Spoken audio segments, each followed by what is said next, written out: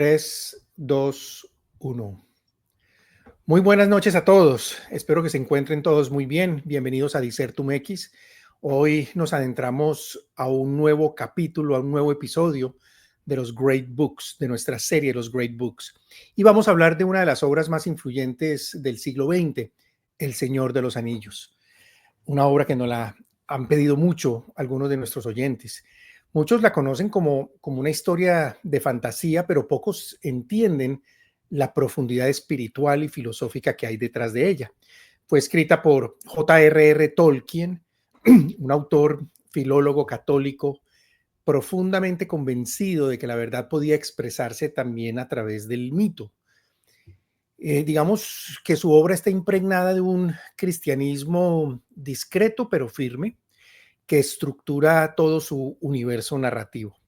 Vamos a explorar los grandes temas que atraviesan esta historia: la lucha del bien contra el mal, el valor del sacrificio, la corrupción del poder, la esperanza en la oscuridad y el papel de la providencia. Y para esto tenemos un invitado muy especial, el profesor José Julián Suárez, un conocedor profundo de Tolkien y de su obra.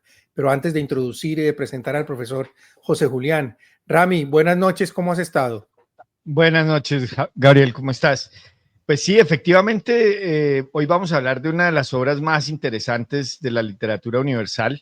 Ha sido llevada al cine muy exitosamente. Se ha difundido a tal punto que inclusive ha creado un lenguaje propio. Es que realmente no es solo un libro, es una experiencia realmente, y nos invita a presentar nuestra propia vida a la luz de la obra y aprender y profundizar, ir más allá. Y efectivamente hoy tenemos al profesor José Julián Suárez Rodríguez.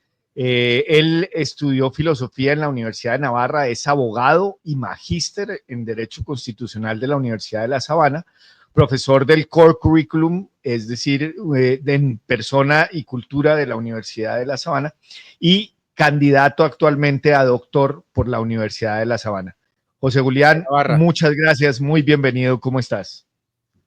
Hola, doctor Mora, Juan Camilo, qué gusto poder estar aquí con ustedes y con todos sus oyentes para hablar pues de uno de las obras que a mí más me apasiona, que es la obra de Tolkien y pues su obra cumbre y más conocida, que es justamente esta trilogía del Señor de los Anillos. Muchas gracias por la invitación. José Julián, yo antes de que empecemos, lo conocí hace muchísimos años, cuando fue alumno mío. Yo no sabía quién era, pero él llega ya formado en filosofía por la Universidad de Navarra. Hoy está haciendo su doctorado también en la Universidad de Navarra, con una tesis, con un trabajo ininteligible, pero importantísimo, que si tenemos tiempo de pronto lo podemos hablar más adelante.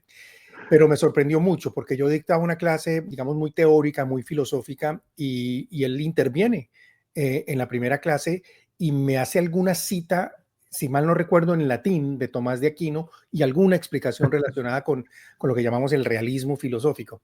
Y desde ahí, desde ese momento, me di cuenta de la calidad académica que tenía José Julián, o que tiene José Julián, y de ahí para adelante siguió acompañándome nos volvimos muy amigos, siguió acompañándome todos mis años en el mundo académico.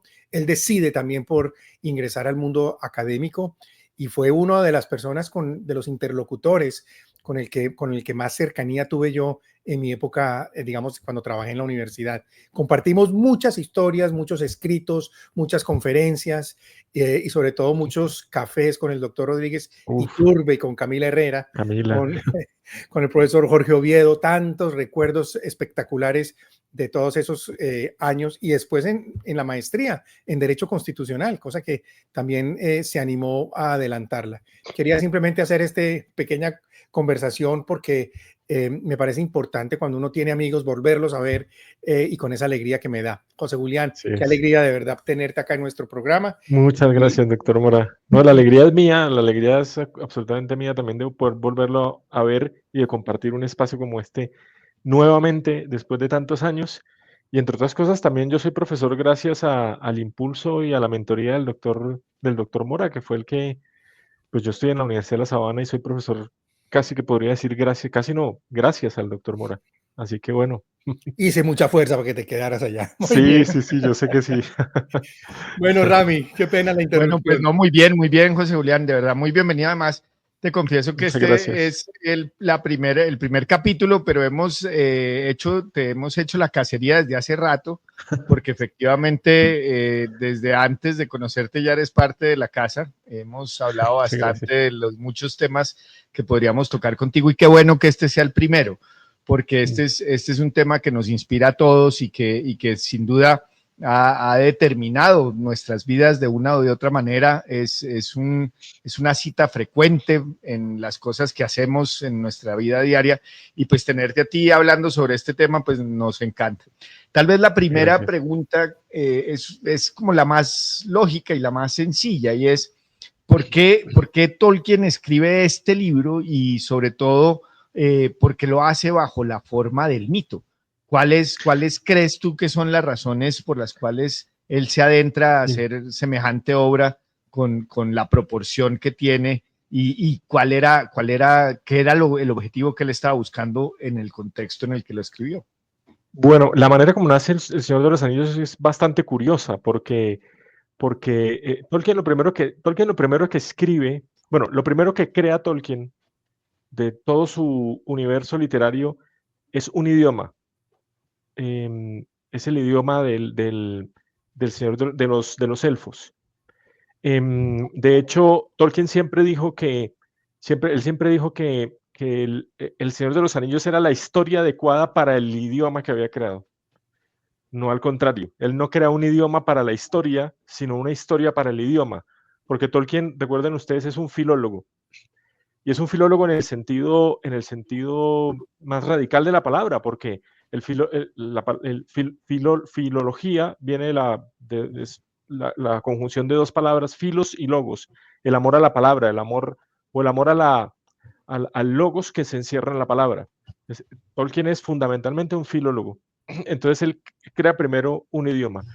Luego, por allá más o menos en los años 20, 1920, eh, eh, Tolkien va a escribir, lo primero que escribe del universo de la Tierra Media es el Hobbit. Lo primero que escribe, bueno, en realidad antes había escrito el Silmarillion, pero el Silmarillion era como una especie de notas sueltas, que de hecho nunca llegó a publicar Tolkien en vida, quien las va a publicar es su hijo Christopher Tolkien, y es lo primero que él escribe, pero lo primero que escribe, digamos, como de manera estructurada y que además es publicado, es el Hobbit, que ya es muy famoso y muy conocida la historia sobre cómo se crea el Hobbit. Tolkien cuando era, antes de ser un profesor muy reconocido en Oxford, él era, antes los profesores, el doctor Mora, que ha sido profesor, sabe lo tedioso que es calificar, la tarea de calificar. Es que quizá de los trabajos más difíciles y más tediosos para los profesores. Bueno, en esa época en Oxford, los profesores no calificaban. Uno dictaba las clases y uno contrataba a un profesor que calificaba los exámenes. Entonces Tolkien, que tenía una familia numerosa, se había casado, tenía 4 hijos y no tenía tantos ingresos, se ocupó como de estos profesores que se dedicaban que contrataban para calificar. Y en un examen en blanco, un estudiante se le ocurrió dejar un examen en blanco y en ese examen en blanco Tolkien escribió, en un agujero en el suelo vivía un hobbit. Y él no supo, o sea, se le ocurrió esa frase. Y él después se quedó pensando, y pensando, pensando y pensando, ¿qué hago con esto? ¿Qué hago con esto? ¿Qué hago con esto? Y a partir de ahí crea la historia de El Hobbit. El Hobbit no era un libro que Tolkien pensaba publicar. Tolkien lo había escrito para leérselo a sus hijos. Él quería una historia mítica para leerle a sus hijos y creó esta historia del Hobbit como con la finalidad simplemente de leérsela a sus hijos. Pero una especie de alumna privada que él tenía que iba a su casa a tomar clases con él de filología, descubrió el manuscrito y le dijo, esto está para publicar, usted me deja llevárselo a un editor para que lo revise y lo publica. Se lo llevó a un editor amigo de ella. Y el crítico, para que ustedes vean lo interesante de esta historia, el crítico de ese libro del Hobbit, fue el hijo del editor. El editor no sabía qué hacer con esa historia, se la entrega a su hijo. Si esto se va a publicar es un libro para niños, ¿y quién mejor que un niño para juzgar si esto es publicable o no? Y se lo entrega a su hijo, que lo lee, y escribe un informe, como si fuese un editor profesional. Escribe un informe que además está por ahí publicado en los libros, en las biografías de Tolkien aparece ese informe, se conserva ese informe que escribió ese niño, diciendo esto tiene que publicarse. Y se publica El Hobbit. Y es un éxito editorial. O sea, El Hobbit se vende como pan caliente. Entonces el editor le dice, necesito que vuelvas, que escribas más sobre esto. Pero el problema es que Tolkien tiene, o sea, no sé si recuerdan el subtítulo del Hobbit. La historia se llama El Hobbit, historia de una ida y una vuelta. Entonces el libro estaba cerrado. Tolkien le dijo al editor, mire, esta historia ya no la puedo continuar. Es decir, es que no hay manera de seguir la historia. Pero se le ocurrió que por ahí en un capítulo del Hobbit había puesto a Bilbo, el protagonista del Hobbit, a encontrarse un anillo que tenía el poder de hacerlo invisible. Porque Tolkien, Bilbo, la función que tenía Bilbo se llamaba el saqueador. Entonces, no sé si recuerdan la historia del Hobbit. Sí, el burglar. Exactamente, los enanos quieren ir a recuperar su mina famosa, el oro que tiene acumulado Smaug, que es el dragón. Exactamente, el dragón, y necesitan un saqueador, es decir, una persona muy ágil, porque los enanos pues son pequeños, pero son gordos, son pesados. En cambio, los hobbits eran ágiles, y Gandalf se le ocurre la idea de decir, bueno, necesitamos un saqueador y ya sé quién es el personaje. Y es cuando llegan donde Bilbo y le dicen, entonces él tenía la habilidad de escabullirse, de meterse por rincones, que era como, recuerden ustedes que además Tolkien había sido soldado en la Primera Guerra Mundial. Correcto.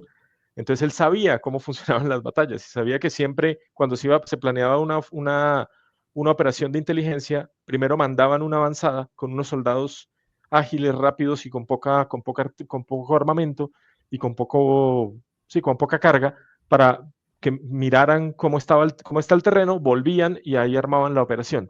Y eso era lo que hacía Bilbo. Pero claro, con el anillo que lo hacía desaparecer, pues esa tarea era mucho más fácil. Entonces él dice, se acuerda del anillo y dice, bueno, puedo construirme una historia a partir de El Señor de los Anillos, a partir de ese anillo, perdón. Y ahí surge El Señor de los Anillos. Que Tolkien la va a escribir, Tolkien lo escribe en el año 1930, en la Navidad de 1937, Tolkien empieza a escribir esta historia, y el libro no se va a terminar sino hasta 1949. Y se publica 6 años después, entre los años 54 y 55. Entonces, y claro, ¿y por qué el mito? Entonces es un poco la historia de dónde surge El Señor de los Anillos. El Señor de los Anillos tiene como toda esa historia detrás, ¿no? Y todo el universo de la Edad Media, de la Tierra Media. Ahora, ¿por qué el mito? Y esto es una cosa muy importante. Tolkien tenía además una pelea aquí con Lewis. Como ustedes saben, Tolkien le encantaba, Tolkien era un tipo de muchas amistades y de muchos clubes. Cuando él estaba en el colegio, en el San Edwards, creo que se llama el colegio donde él estudió, tenía el famoso Tea Club, que era un club de poesía con varios amigos del colegio. Todos esos amigos van a la guerra y se mueren todos los matan en la Primera Guerra Mundial, a todos sus amigos del Tea Club. Y luego en Oxford, cuando es profesor en Oxford, forma los famosos Inklings, que se iban a tomar cerveza y hablar de literatura y hablar de historias. Aquí lo presentamos en algún momento cuando hablamos hablaron de las cartas del diablo a su sobrino. A su sobrino, sí. Exactamente. Entonces los Inklings que se iban a tomar cerveza en Eagle and Child y otros pub de la zona a leerse las historias. Y en los Inklings era un grupo que estaba convencido de que la mejor manera de transmitir las grandes verdades era a través del mito, de las historias, de la narrativa. Y tenía una pelea con Lewis porque Lewis le gustaba mucho escribir alegorías.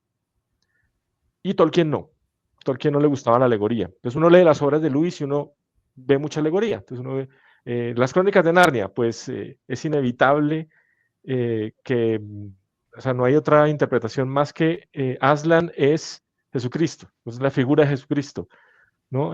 Cosas así, ¿no? Son alegorías. En cambio, Tolkien no. Tolkien dijo, no. Yo voy a crear un mito. Un mito además tiene una característica particular, y es que crea un mundo desde cero. Y Tolkien es quizás el único autor que yo conozco, no conozco ningún otro, el único autor que yo conozco que ha creado un mundo desde cero, desde la creación. Porque cuando uno lee el Silmarillion tiene su propio dios, que es Eru, ¿no? Tiene su propio mito de la creación, que es la historia esta de que les entrega una partitura, crea los Valinor, les entrega una partitura y a través de esa canción de la partitura va surgiendo la Tierra Media. Entonces, él quiere escribir un mito por dos razones. La primera, porque la literatura inglesa, según él pensaba, no tenía una mitología, como no tenían, él era experto, por ejemplo, en mitología nórdica. Era lo que su doctorado lo había hecho sobre un poema que es uno de esos poemas mitos, de esos mitos fundacionales de la cultura nórdica que se llama Beowulf, ¿no?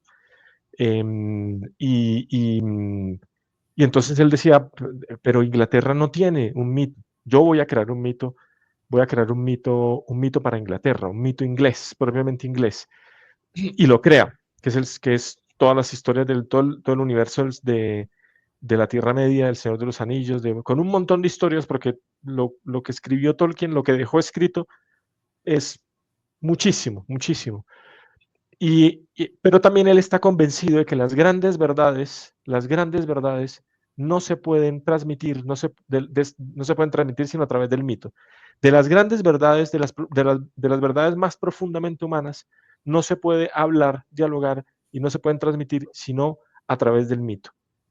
Y eso además está en contraposición con una especie de filosofía, ellos lo llamaban así, una especie de pensamiento, de filosofía muy común en su época, que era el cientificismo. Tanto el racionalismo como el cientificismo, como el empirismo inglés y el cientificismo, que es esa actitud que sostiene que lo único verdadero, el auténtico conocimiento es aquel que se puede adquirir a través del método científico. Y que todo lo que no se pueda conocer a través del método científico, pues es fantasía. Entonces la modernidad, ellos a esa actitud le llaman modernismo, con Lewis y con Tolkien y con Charles Williams, que es el otro de los grandes de los Inklings, ¿no? Y es usted me quiere hablar de cosas que no se pueden comprobar científicamente, háblelas, pero eso son fantasías, esos son mitos. Y la concepción que tiene la modernidad del mito es que el mito lo que hace es hablar de cosas que son fantasiosas, que no son reales, que no son verdaderas. Porque de los tres grandes trascendentes, la filosofía clásica hablaba de tres trascendentales del cero, tres grandes, que era la verdad, el bien y la belleza. La modernidad desprecia profundamente el trascendental de la belleza, lo desprecia profundamente.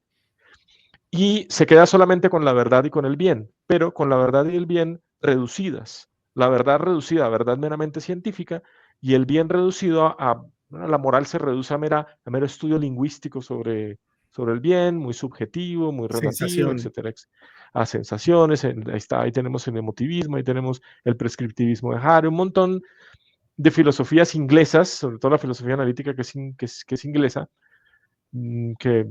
Entonces hay una reducción de los trascendentales y tiene un desprecio profundo por la belleza y un desprecio profundo por la fantasía. Porque piensa que la fantasía, y creo que un poco hoy seguimos recogiendo esa idea de ¿no? A ver, vamos a hablar de incluso la filosofía misma, ¿no? A veces es incapaz de aprender verdades, ¿no? muy, muy profundas. Y le toca a la literatura, al mito, a la poesía, llegar hasta esos rincones del alma humana y esos rincones de lo más profundo de la realidad, de lo más auténtico de la realidad, solo se puede llegar a través. Y esa era la convicción que tenía Tolkien. Es más, Tolkien, esto es una cosa muy interesante porque ustedes saben que Tolkien tiene un papel trascendental en la conversión de Lewis. Ajá. Y esa conversión se da en una conversación que tiene Lewis, bueno, en varias conversaciones, pero la estocada definitiva se da en una conversación que tiene Tolkien con Lewis, que duran casi como hasta las 3 de la mañana charlando, en donde Tolkien le hace ver a Lewis que el cristianismo es el mito verdadero. Porque el mito, claro, la cuestión es que el mito es una historia. O sea, y la concepción que tiene Tolkien del cristianismo, del evangelio, es que Tolkien piensa, fíjense, ¿cómo transmite Dios su revelación? Las verdades que Dios nos quiere revelar a los seres humanos, ¿cómo nos las transmite? A través de discursos filosóficos. No, nos cuenta una historia. nos narra una historia, nos narra un mito. El cristianismo es un mito. Y eso se lo dice, claro, esto decirlo hoy puede ser peligroso porque nos puede llevar a pensar que decir que el cristianismo es un mito, o la revelación es un mito, es pensar con esta tradición cientificista que tenemos a cuestas, que es fantasía, que eso habla de, de, de cosas que no son reales, que no. Dios decide revelarse a través de la historia. El Evangelio son historias y eso capta profundamente, atrapa profundamente a Tolkien y atrapa profundamente a Lewis, que se da cuenta que efectivamente el cristianismo es un mito. Pero Tolkien le va a decir a Lewis, ahora imagínate que el mito del cristianismo es verdadero. Es decir, que no solamente es un mito, sino que además sucedió en realidad. Y ahí Luis dice, caray, ese es el momento, esa es la estocada final para Luis, en la que se da su conversión y que tiene razón, es el mito y es el mito verdadero. ¿No? No solamente es un mito, por decir, no solamente es una historia creada que transmite o que nos habla de las verdades más profundas sobre el ser humano y sobre el universo, sino que además es verdadero. O sea, que Cristo que haya existido un hombre que nació de una virgen, eso ya lo habíamos visto en la mitología, no es original del cristianismo. Digo, que nació de una virgen, que contaba historias, que luego empezó a contar historias, que hacía milagros, que curaba enfermos, que le devolvía la vista a los ciegos, que resucitaba muertos, que acogía a pecadores, a publicanos, a prostitutas, que luego los fariseos, las autoridades religiosas, se enfurecieron con él por lo que él hacía, por lo que él enseñaba, lo llevaron a la muerte, lo clavaron en una cruz, lo mataron y a los 3 días resucitó. Bueno, ahora imagínate que esa historia que te acabo de contar es real, sucedió de verdad. Entonces ahí Luis, ¿no? Entonces, esa es la fascinación de Tolkien por el mito, por transmitir, o sea, por la idea de que el único discurso a través del cual nosotros podemos hablar sobre la verdad no es a través de ese discurso científico o filosófico abstracto, sino que las verdades más profundas solo las podemos descubrir a través de los mitos. Claro, hay una, yo no sé si tú te recuerdas a Mircea Eliade, por ejemplo, Sí, claro, claro. en una de sus obras de Myth and Reality. Yo lo leí hace muchos años en inglés cuando era estudiante de Niemeyer, y yo me acuerdo que hacíamos un estudio sobre la importancia del mito como como una historia que evoca una realidad, pero no una realidad cualquiera, sino una realidad primordial. Y después si uno, digamos, recuerda, por ejemplo, Aristóteles fue el que dijo, tal vez, y tú me corregirás, que mientras más viejo era, más añoraba el mito. ¿Por qué? Porque en el fondo, y era Aristóteles, pero es que en el fondo el mito converge hacia esa centralidad. A mí me ha fascinado El Señor de los Anillos y El Hobbit también. A mis hijos acá en Estados Unidos, sobre todo en los colegios de ellos, son lectura obligatoria, pero digamos que hay un punto esencial que a mí siempre me ha llamado mucho la atención, porque es uno de los ejes más visibles de la obra de Tolkien, que es ese enfrentamiento radical entre el bien y el mal. Y Tolkien no lo presenta como una oposición simplista, no, sino todo lo contrario. El mal tiene como una seducción, ¿no? Se disfraza de poder, se disfraza de grandeza, se disfraza de orden. Y el bien muchas veces aparece débil, escondido, frágil. El hobbit es como la expresión, y los hobbits de esa misma fragilidad, que en el fondo ahí es donde está la fuerza. Yo quería preguntarte, digamos, ¿cómo entiende Tolkien el mal, José? Su obra, ¿qué nos dice sobre la victoria del bien cuando parece, ¿no?, imposible muchas veces? Sí, efectivamente. Bueno, lo interesante de la obra de Tolkien, ahí lo primero que hay que decir para responder esa pregunta es que el gran protagonista del Señor de los Anillos es el anillo de poder. No es ni Sauron, no son ni los hobbits, ni Aragorn, es el anillo, es el gran es el gran eje estructurador, vertebrador de toda la obra, es el anillo. ¿Y qué representa el anillo? Bueno, sobre eso se han hecho miles de interpretaciones. Tolkien no quiso dar una interpretación Oficial, digamos. sí, oficial o canónica, por decirlo así, porque él decía, como esto es un mito, esto aquí no hay alegorías, no quiero que hagan... Entonces se han hecho muchas interpretaciones, pero la interpretación más obvia, esto es ya una opinión personal, mi opinión personal es que la interpretación más obvia es la verdadera. Es decir, el anillo está forjado por quién y para qué, ¿no? Esas son tres grandes preguntas sobre el anillo. Entonces, ¿quién lo forja? Lo forja Sauron. ¿Sauron quién es?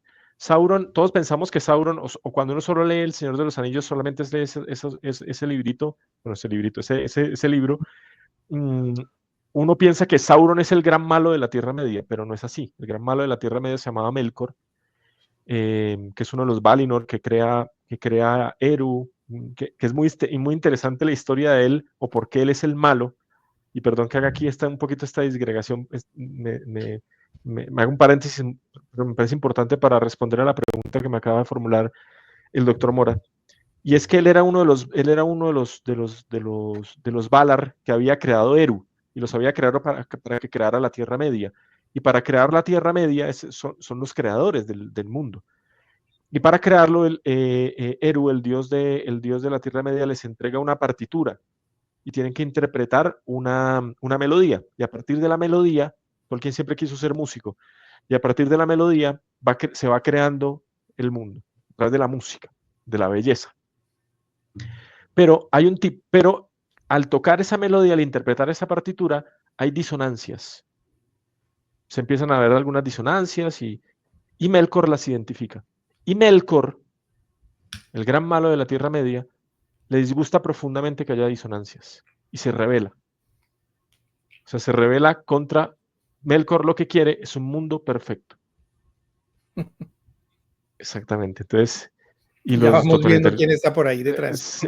Los totalitarismos lo que quieren es un mundo perfecto. Así es. Claro. Y eliminar a todo el que sea disonante. Y eso era lo que quería Melkor. Entonces Melkor se rebela y empieza una guerra. Y en esa guerra, uno de los que arrastra a Melkor es Sauron. ¿Y quién era Sauron? Sauron era el que forjaba las armas para Melkor. O sea, era un herrero. Y por eso él tenía toda la sabiduría de forjar los metales. Por eso crea el anillo, y crea el anillo de poder. Y crea los anillos. Entonces él crea los anillos como una trampa. Les entrega unos anillos a los hombres, les entrega unos anillos a los elfos, les entrega unos anillos a los enanos. Y forja en secreto un anillo único, el anillo de poder, que tiene como finalidad dominarlos a todos. Ese es el gran mal que está denunciando Tolkien. Lo que hace el anillo es dominar la voluntad de todos los demás para poner a todos los demás al servicio de Sauron. Ese es el gran mal del Señor de los Anillos. Espectacular. Exactamente. El gran mal del Señor de los Anillos es que los demás me sirvan. Yo quiero dominar a todos los demás, quiero dominar la voluntad de todos para que todos los demás sirvan a mi voluntad, a mi capricho, ¿no? Sauron no quiere servir, él quiere ser servido. Y además no quiere ser servido libremente, sino dominándolos a través del poder de los anillos, por la fuerza, por la coacción. Por eso la contracara, sí. Uno podría decir que es como el pecado. Claro, sí, claro. Ahí uno puede hacer múltiples interpretaciones. Puede ser el mismo demonio que quiere, ¿no? El pecado, que quiere dominar, bueno, en fin. Las únicas interpretaciones que Tolkien rechazó directamente fueron las interpretaciones políticas de eso, porque por ahí salió uno a decir que, como él dice, hay un momento del Señor de los Anillos que dice que los orcos habitaban hacia el este. Entonces todos dijeron, oh, el comunismo, estamos en el contexto de la Guerra Fría, al este, el comunismo, entonces los orcos son los comunistas. Y él dice, no. Es tan absurdo decir que los orcos son comunistas como decir que los comunistas son orcos. Él dice, no, eso no es así. Él rechazó explícitamente como esas alegorías y esas interpretaciones tan politizadas, pero digamos Claro, ese es un poco eso es un poco el poder del anillo, el significado del anillo. Por eso la contracara de Tolkien, de Sauron, perdón, el que va a vencer a Sauron, es un hobbit que dice, yo no estoy aquí, yo voy a asumir la misión de destruir el anillo para salvar a la tierra. Es decir, casi que uno podría poner en la boca en el concilio de Elrond cuando Frodo asume la misión de llevar el anillo, casi que uno podría ponerle a Frodo en la boca las palabras, yo no vine a ser servido, sino a servir. ¿No? Es decir, yo no vine a que es lo contrario de Sauron. Sauron construye el anillo, forja el anillo para dominar a todos los demás y que todos los demás se sometan a mi voluntad. De manera, Y lo además, sirvan. insisto, exactamente, que lo sirvan, pero insisto, no de manera libre, sino de manera, pues, obligado a través del poder del anillo. Y además es muy curioso porque Sauron forja anillos para todas las razas, pero hay una raza que se le olvida, que son los hobbits.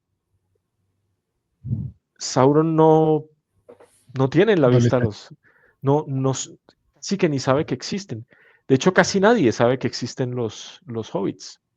Porque Y los son hobbits tan son, poco importantes. son unos personajes que, ¿y cuál es la característica de los hobbits? No les interesa el poder, no les interesa las luchas de poder, no les interesa, lo único que les interesa a los hobbits es estar tranquilos en su comarca, tomar cerveza, comer bien, cultivar el campo, tener una vida sencilla. La vida sencilla es lo que le interesa a los hobbits. Y Tomar están dos desayunos. absolutamente tomar 2 desayunos, fumar en pipa. Que además, fíjense, aquí hay un detalle hermosísimo, hermosísimo, porque el primer capítulo del Señor de los Anillos, la Comunidad del Anillo, comienza todo un capítulo describiendo los hobbits y la famosa historia del cumpleaños de Bilbo Bolsón, cuando desaparece y tal. Pero fíjese, hay solamente una raza que fuma en pipa en El Señor de los Anillos, que son los hobbits. Son los únicos que fuman pipa. Los demás no fuman pipa. Bueno, Gandalf aprende a fumar en pipa, aprende los hobbits, pero naturalmente él no, los magos no fuman pipa. Y yo no sé si ustedes han visto fotos de Tolkien. ¿Han visto fotos de Sí, Tolkien? sí, por supuesto. ¿Cómo Sí, sale por Tolkien? supuesto. Fumando en pipa. Es decir, ¿quiénes son los hobbits? Tolkien. Tolkien es un hobbit. Y los hobbits los crea Tolkien como digamos a su imagen y semejanza. Es Tolkien. Tolkien es la vida Y sencilla. ahí Y, sí. quisiera profundizar un poco, porque hasta ahora estoy feliz, digamos, con este recuento, porque Fascinante. desde luego además lo estoy aplicando a todo lo que hemos hablado en el programa y es tremendamente aplicable. Es decir, Sí, se conecta mucho. esta imposición de las ideas por la fuerza, ideas mentirosas que lo que buscan es la esclavitud de los pueblos y todo alrededor del poder y cómo el poder termina corrompiendo a los diferentes pueblos. Todo esto me parece hermosísimo y tendríamos mucha tela que cortar para sacarle un gran provecho, pero me llama la atención poderosamente esta última reflexión y quisiera que nos ayudaras a profundizar, y es el valor del pequeño, el valor del que nadie Sí, reconoce, del valor Clave. del que es menospreciado, el que no tiene ni siquiera ansias de poder, sino que sus ansias son supremamente inmediatas por lo cotidiano, por la paz y la armonía del día a día. Y ¿por qué a ese personaje que es sin duda el menos importante en toda esta cosmología que inventa Tolkien, porque ese es el que termina salvando el mundo? ¿Sí? sí, Y cómo interpretar eso en el contexto de esto que estamos hablando de las ideologías, de cómo la sociedad utiliza el poder para oprimir al individuo, y por qué el más simple de los simples termina siendo el personaje principal. sí, es el héroe de la obra de Tolkien. El héroe son los hobbits, porque son. De hecho, Tolkien va a decir en una de las cartas que el verdadero héroe del Señor de los Anillos no es Frodo, sino Sam. Pero también ahí están Merry y Pippin, que también acompañan a la comunidad del anillo. Aunque ahí hago un paréntesis, nosotros siempre pensamos que los hobbits, que Frodo cumplió la misión, que él destruyó el anillo, pero la verdad es que no, Frodo fracasa. Frodo fracasa. Es decir, Frodo al final se deja dominar por el poder del anillo y dice, no, este es mi precioso, yo he luchado por él, he pasado todo por esto, no lo voy a destruir. El anillo se destruye porque en ese momento, cuando ya está ahí en la montaña, en el monte del destino, y Frodo decide, toma la decisión de no destruirlo y quedarse con el anillo, aparece Gollum y se le lanza, le arranca el anillo, el dedo de un mordisco del anillo con el anillo, y cuando ya lo tiene en su poder, empieza a saltar de la alegría, de decir, no, esto, mi precioso, lo tengo, por fin tal, y resbala y cae. El anillo se destruye. Hay interpretaciones, yo he leído algunas interpretaciones que dicen el anillo se autodestruye, porque Frodo es una creación del anillo, perdón, Gollum es una creación del anillo. Gollum Entonces, también era un hobbit, ¿no? que también, sí, en realidad sí eran dos hobbits que, entonces, efectivamente era también un hobbit. Entonces, esa criatura, esa ambición que inoculó como un veneno el anillo en Gollum, es lo que hace que él se lance a Frodo, le arranque el anillo y luego caiga a la montaña del destino y se destruya casi que prácticamente por accidente. Pero ¿por qué el héroe es un hobbit? Fíjense que en la obra de Tolkien, en El Señor de los Anillos, aparecen los clásicos héroes de las grandes mitologías. Está Aragorn, que es una figura interesante, después podemos hablar un poquito de Aragorn también, porque Aragorn es el rey que no es rey, y que es rey, pero que tiene que llegar a ser. En Aragorn está un poquito la antropología, toda la antropología cristiana está sintetizada, la visión cristiana del hombre, que es, pero tiene que llegar a ser, y para llegar a ser tiene que librar una batalla, tiene que luchar, la vida es una lucha. Pero bueno, después si quieren profundizar en esa Bueno, sí. idea, está Aragorn, que es el rey, como el rey Arturo, ¿no? El gran rey valiente, que encarna la valentía, que encarna, ¿no?, la destreza, ¿no? Primero es Trancos, ¿no?, que es un hombre con destrezas y con grandes habilidades para la batalla, para la lucha, con esa valentía para enfrentarse a los peligros, al orco, ¿no? Está Gandalf, que es como el mago Merlín, ¿no? El sabio, ¿no? El sabio, el hombre sabio y prudente, que siempre sabe lo que hay que hacer en cada momento, que tiene como ese poder mágico, ¿no? Están los enanos, que encarnan también la fuerza, la valentía. Los elfos, que son criaturas prácticamente angélicas, con poderes sobrenaturales, ¿no? Pero lo verdaderamente original de la obra de Tolkien son los hobbits. O sea, los hobbits y que además el hobbit sea el héroe de la historia, es lo que resulta realmente novedoso en la obra de Tolkien. Que el héroe de la historia no sea, por supuesto que Aragorn y Gandalf y los enanos y todos los del reino de Rohan y los de Gondor tienen su parte, claro, porque es otra gran enseñanza del Señor de los Anillos, es las grandes cosas se consiguen en comunidad, con otros, ¿no? Por eso la comunidad del anillo. Pero bueno, pero... Aquí lo hemos reflexionado en varios episodios sobre la importancia de esa vida, por ejemplo, en el último episodio, o uno de los últimos, en el contraste que hacíamos con el liberalismo, cómo ese contraste del individuo que termina aislado finalmente con la satisfacción de sus propios intereses, frente a una visión que es completamente contraria, que es, no, yo de todos espero una participación, porque todos hacen parte como del engranaje y todos pueden contribuir al bien común. Entonces, la idea de comunidad es esencial dentro de la obra de Tolkien. Exactamente, y eso es, o sea, no podemos solo. Y el papel de Sam.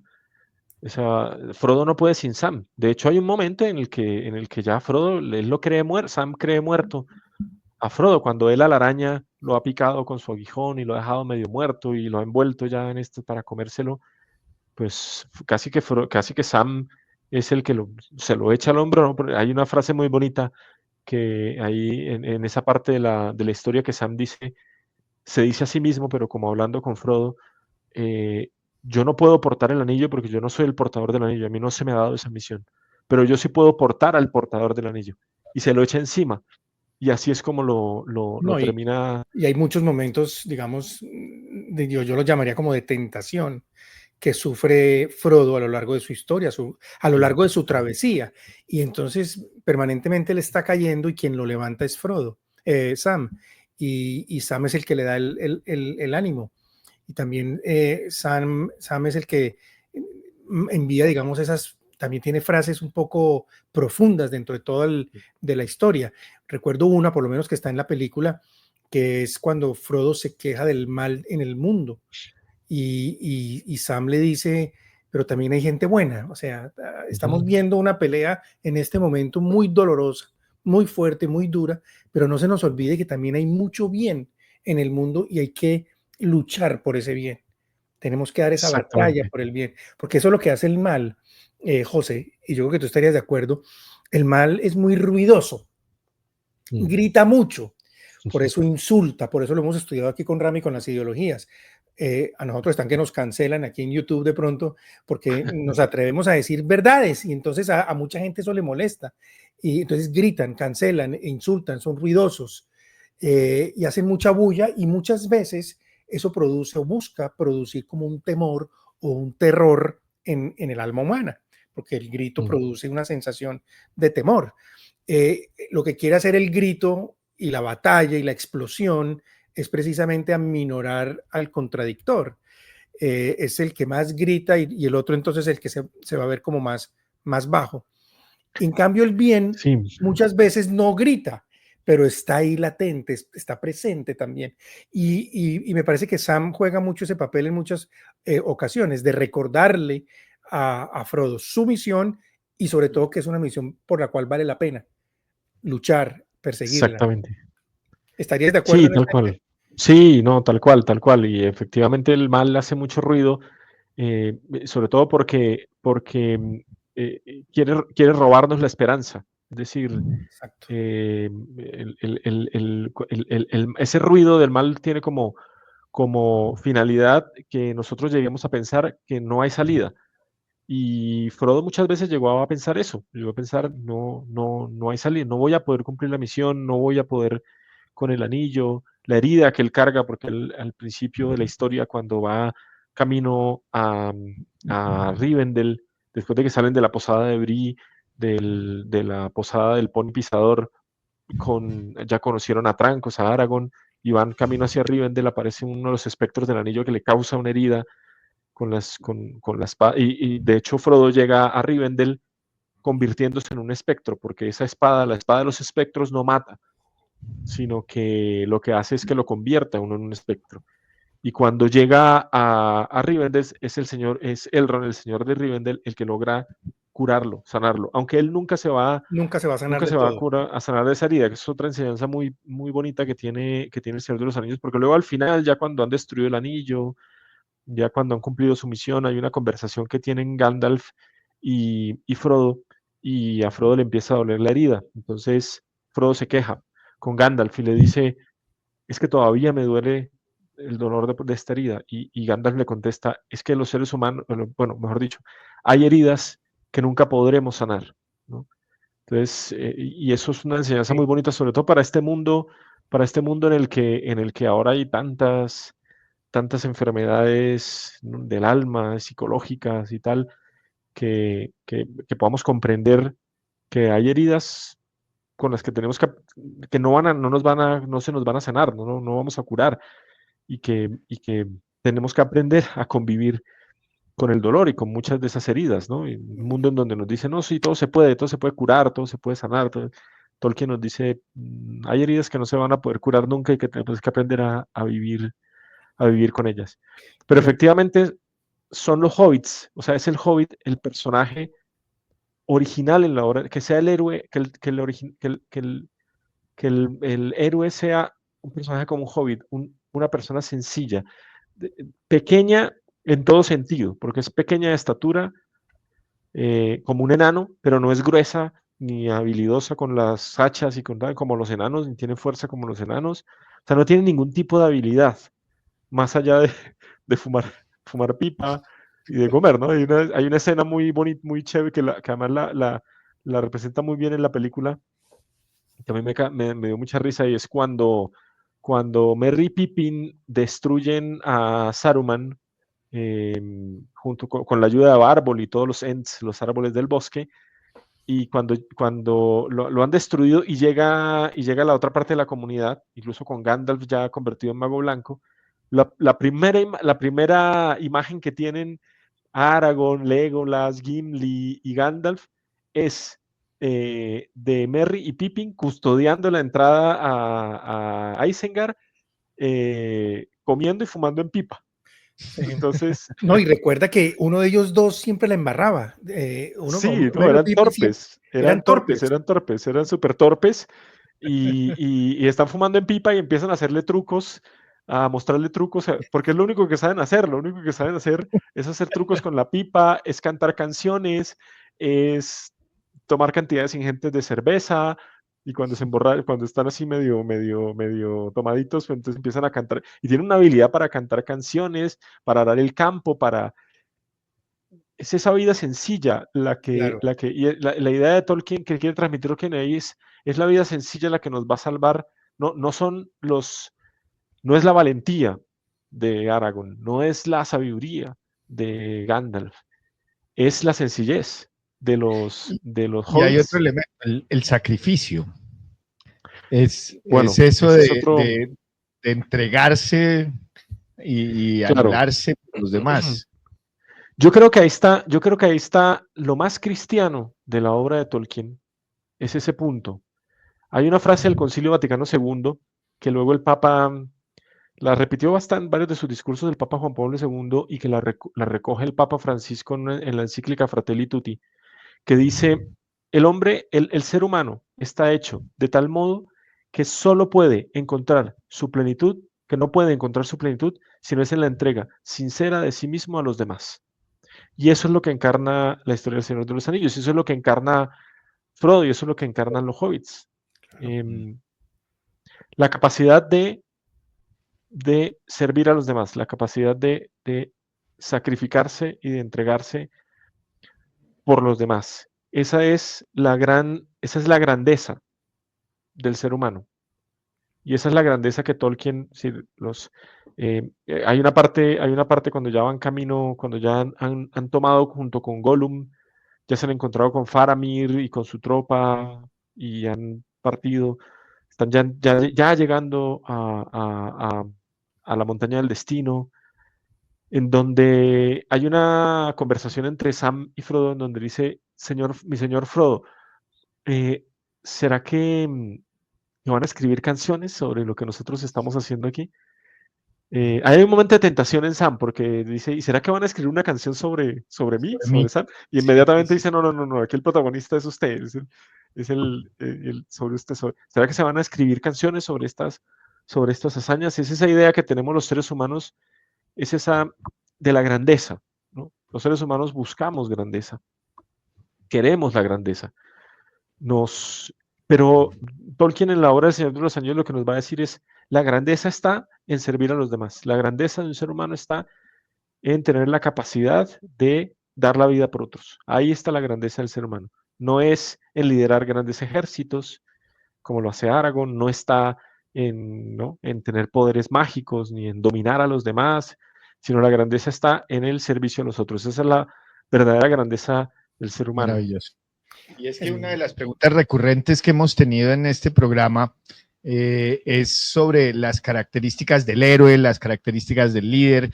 Inclusive lo hemos visto desde la perspectiva bíblica, desde la perspectiva política, y yo creo que estos dos elementos que nos propone Tolkien y que tú describes maravillosamente, que son el servicio, la vocación de servicio y la vocación de sacrificio, en momentos como los actuales, en Colombia, donde estamos viendo el imperio del individualismo, de la búsqueda del bien personal del líder, de un egoísmo que es tan exagerado que parece caricaturesco, del comportamiento absolutamente arbitrario, que un día aparece, otro día no aparece, echa un cuento, echa el otro, y desprecia en últimas al pueblo colombiano. Yo creo que el líder que nos saca de acá no es un líder intelectualmente despampanante o con mucho dinero, no.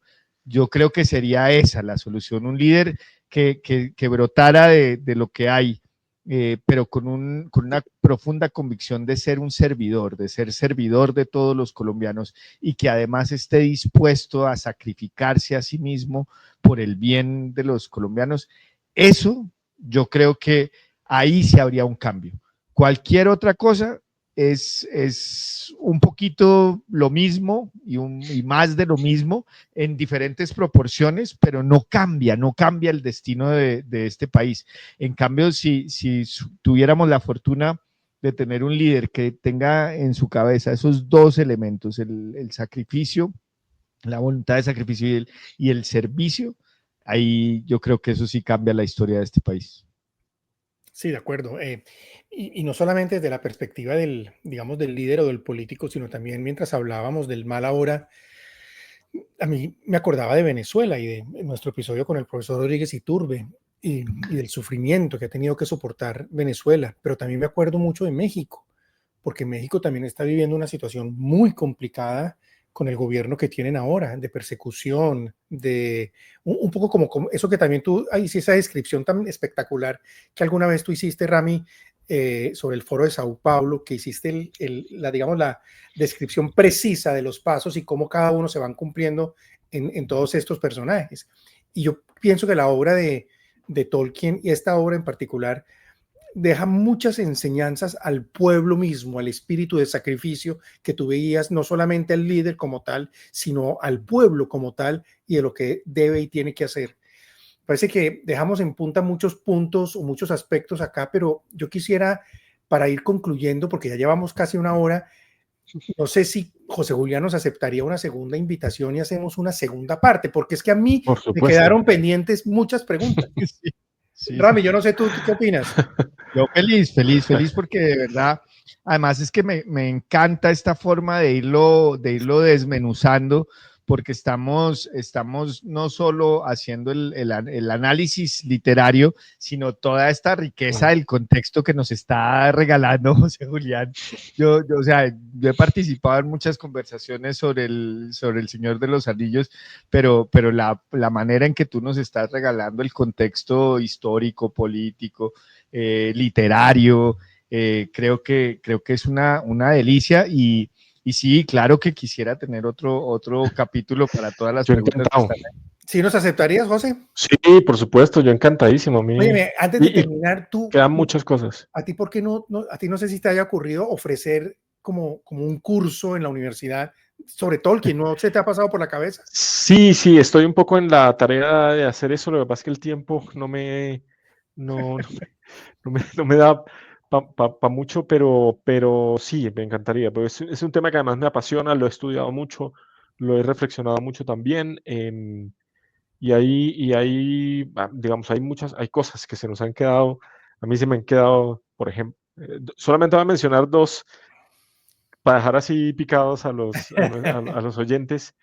Una, por ejemplo, el concilio de Elrond, cuando se toma la decisión de que el anillo hay que... Porque fíjense que cuando se descubre el anillo, o antes del concilio de Elrond, no se sabe bien ni qué es el anillo, ni cómo se puede destruir el anillo.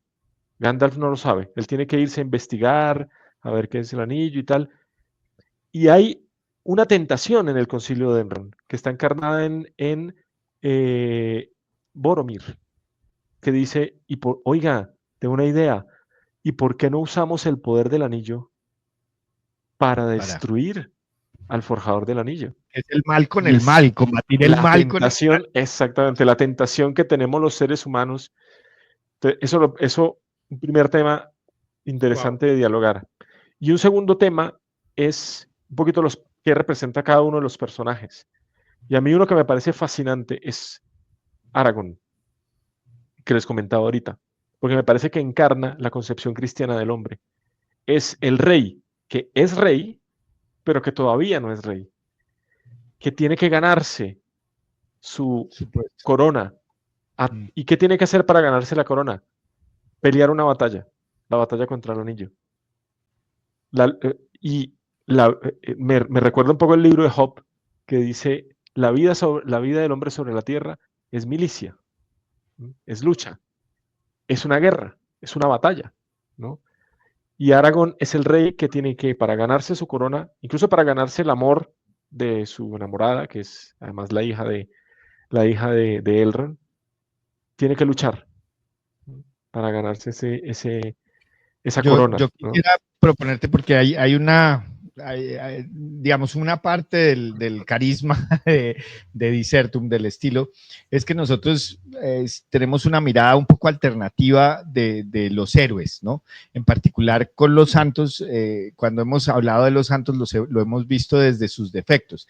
Quisiera proponerte que para la segunda parte nos hablaras de las tentaciones de cada uno de los personajes, porque yo creo Ese que también es otro ahí hay tema. una riqueza enorme.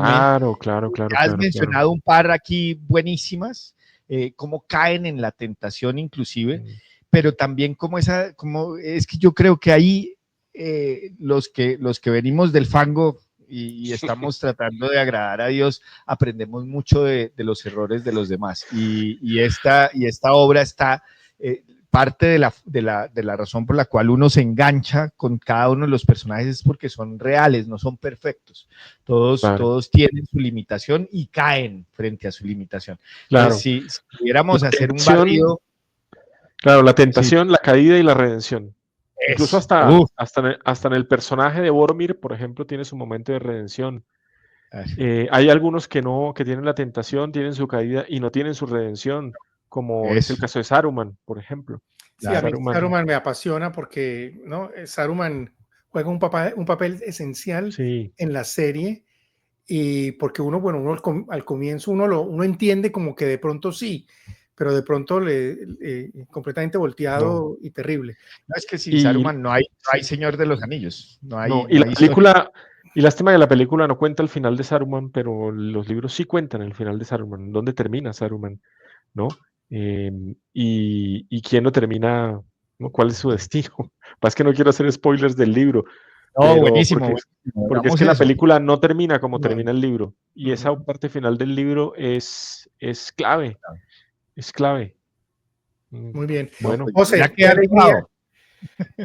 Qué alegría haberte tenido. Te lo dije, Rami. Estamos ante un... Maravilloso. Bueno, ahí lo tienes. Muchísimas gracias. Muchas gracias. Y tenemos que vernos y a que nos acompañe no solo la próxima vez, sino muchas veces más para que hablemos de otros temas. Porque hay muchos temas de reflexión en la filosofía política de esta obra que uno también podría tratar más adelante. Hay un ejercicio de comprensión y de enseñanza que vale la pena indagar. Muy bien, pero se nos fue el tiempo. Estamos tratando de que no se nos vaya más de una hora. José Julián, muchas gracias por tu presencia. Rami, gracias por acompañarnos. Muchas bendiciones a todos y nos vemos en la próxima. Muchas gracias. Bueno, un gusto. Adiós. Buenas noches.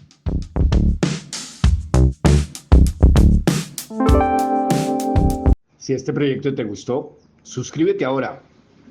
Hazlo ya. Por favor. Es gratis. Nos queremos pensionar.